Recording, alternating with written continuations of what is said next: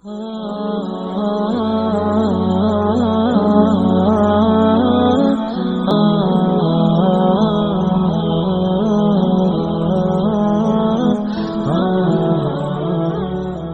حمزہ کا ایمان لانا کوئی معمولی واقعہ نہیں تھا۔ جس طرح مسلمانوں میں خوشی کی لہر دوڑ گئی تھی تو کفار کے اندر یہ خبر ایک بجلی بن کے گری، تو وہ بھی دار الندوہ میں بیٹھے اور سوچنے لگے کہ اب کیا کیا جائے۔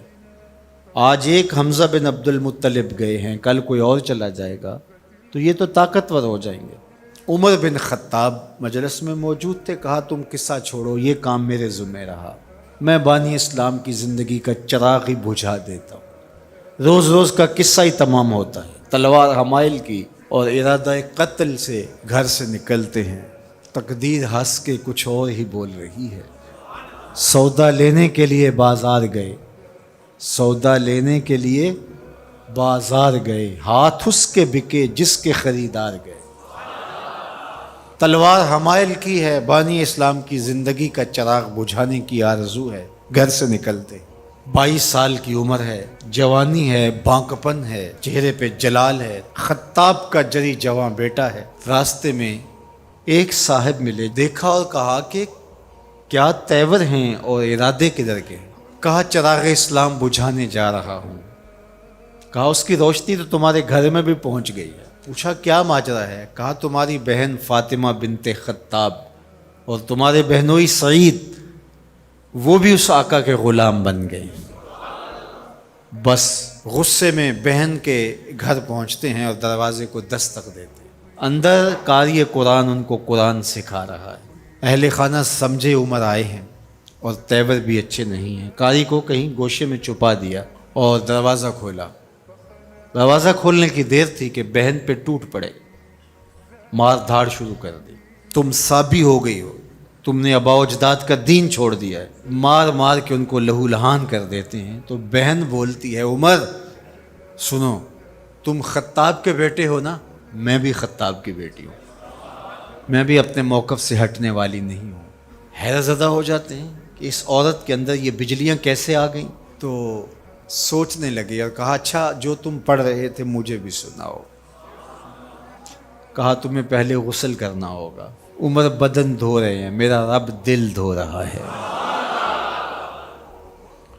اتنے میں قاری قرآن کے ورق لے کے آ گیا اور تلاوت ہوتی ہے طٰہٰ ما انزلنا علیک القرآن لتشقیٰ، اے 14ویں کے چاند محبوب، ہم نے قرآن اس لیے نازل تو نہیں کیا تھا کہ آپ مشقت میں ہی پڑ جائیں۔ تلاوت ہوتی جا رہی ہے، عمر کی آنکھوں سے آنسو ٹپکتے چلے جا رہے ہیں۔ کہا عمر کی عمر برباد ہو گئی، چلو مجھے حضور کی چوکھٹ پہ لے چلو۔ اللہ اکبر۔ دار ارقم میں حضور تشریف فرما تھے، تلوار اس طرح حمائل کی ہوئی ہے اور اسی حالت میں حضور کی دہلیز پہ جا رہے ہیں۔ دروازے کے سوراخوں سے دیکھا صحابہ نے، کہا کہ عمر آ رہے ہیں، تلوار ہے ہاتھ میں۔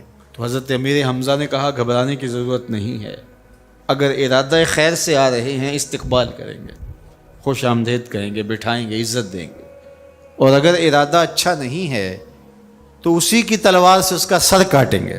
دروازہ کھلتا ہے، عمر حضور کے سامنے آ کے بیٹھتے ہیں اور میرے حضور کہتے ہیں عمر ابھی وہ وقت نہیں آیا کہ تم اسلام لے آؤ، اور یہی وقت تھا عمر کے اسلام لانے کا۔ حضرت عمر کلمہ پڑھتے ہیں اشہد ان لا الہ الا اللہ وحدہ لا شریک لہ واشہد ان محمدا عبدہ ورسولہ۔